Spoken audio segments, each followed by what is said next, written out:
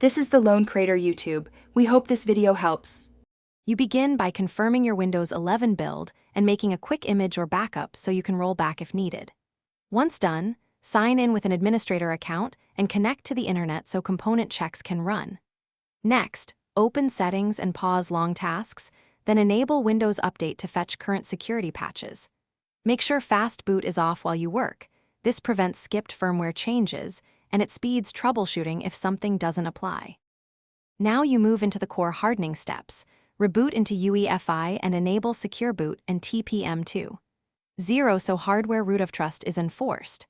After Windows boots, enable BitLocker for the system drive and export the recovery key to a USB or your Microsoft account. This protects data at rest.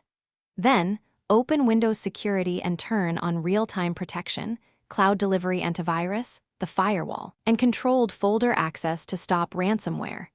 These steps lock down firmware, disk encryption, and runtime protections in sequence.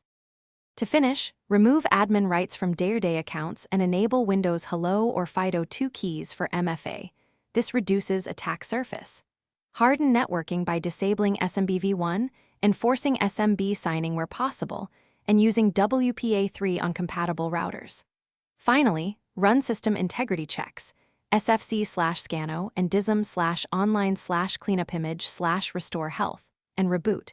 If something goes wrong, the key troubleshooting tip: boot to safe mode, restore the backup image or use system restore, then re-enable changes one at a time to isolate the issue. Thanks for watching. Consider subscribing if we helped you.